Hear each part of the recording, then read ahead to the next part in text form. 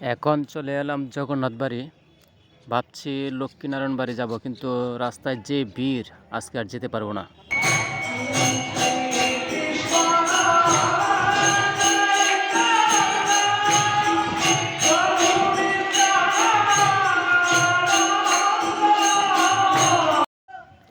প্রথমেই কীর্তন শুনতে পেলাম। ভগবান জগন্নাথ দেবকে সবাই আপনারা যারা দেখছেন তারা সবাই দর্শন করুন, দেখতে থাকুন। আর এই ফাঁকে দিয়ে আমি কিছুক্ষণ কীর্তন শুনে নেই, তারপর বাকি অংশ আপনাদেরকে ঘুরে ঘুরে দেখাবো।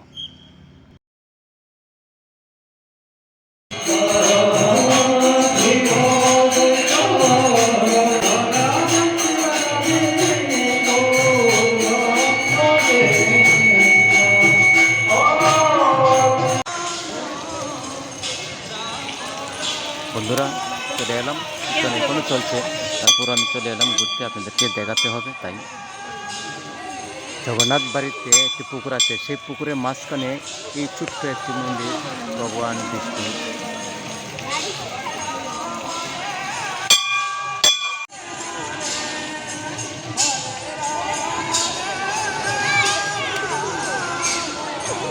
দেখতে পাচ্ছেন সেই পুকুরটার চারিদিকে রাস্তা, মাঝখানে এবং সেই রাস্তা দিয়ে মানুষ ঘুরে ঘুরে দেখছে।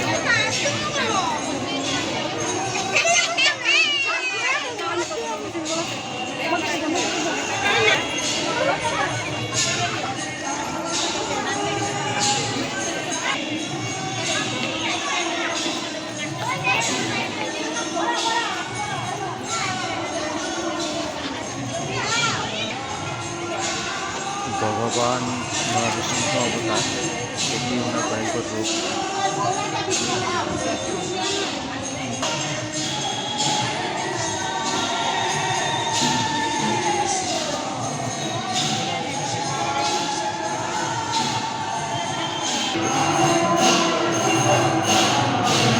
দেখতেই পাচ্ছেন জগন্নাথ বাড়ি। মন্দিরের ভেতরে এই জায়গাটা আমার কাছে সবচেয়ে বেশি ভালো লেগেছে, কারণ দেখুন কত সুন্দর দেখা যাচ্ছে ছবিটা। আর ঠাকুরের সামনে সবগুলি গ্লাস, যেন ময়লা ভিতরে প্রবেশ না করতে পারে। ঝাড়খণ্ডের পথে মহাপ্রভু, এই দৃশ্য, এই ছবিটি দেখতে থাকুন।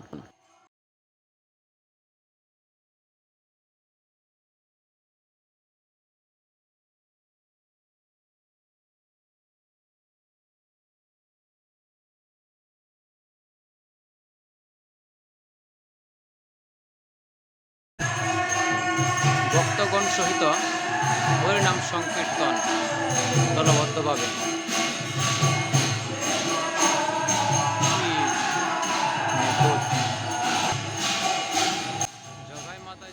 এই দৃশ্যটি হলো জগাই মাদাই। জগাই মাদাই যখন সবার সাথে খারাপ আচরণ করত, অসুরের মতন আচরণ করত, পাপী ছিল, তখন জগাই মাদাই উদ্ধার হয়েছিল চৈতন্য মহাপ্রভুর স্পর্শে। এই ছবিটি গৌর নিত্যানন্দ মিলন, কি অদ্ভুত,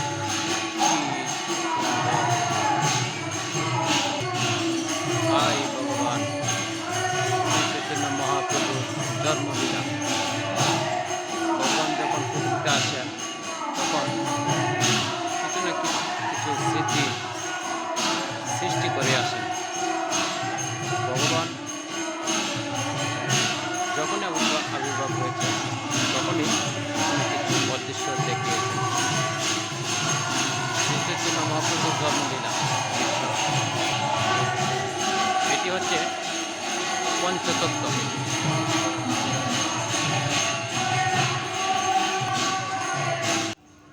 এটি হলো আরেকটি ছবি। ইন্দ্রদেব যখন বজ্রপাত সৃষ্টি করেছিলেন, তখন রাকাল এবং সকল জীবকে রক্ষা করার জন্য গোবর্ধন পর্বত শ্রীকৃষ্ণ ভগবান একটি আঙুলের মাধ্যমে গোবর্ধন পর্বতটি উপরে উঠিয়েছিলেন এবং তার নিচে গিয়ে সবাই বজ্রপাত থেকে রক্ষা পেয়েছিলেন। এটি হলো আরেক দৃশ্য, যমলা অর্জুন ভজন। অপূর্ব ছবি, অপূর্ব।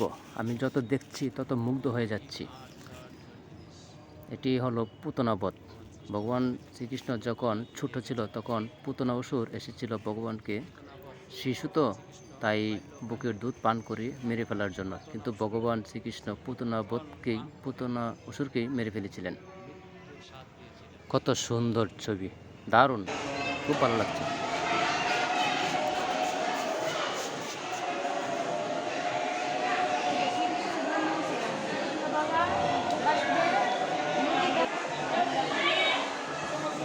রাজা কংস যখন কারাগারে আটকে রেখেছিলেন ভগবান শ্রীকৃষ্ণের পিতামাতাকে, তখন সেই কারাগারে ভগবান শ্রীকৃষ্ণের আবির্ভাব হয়েছিল।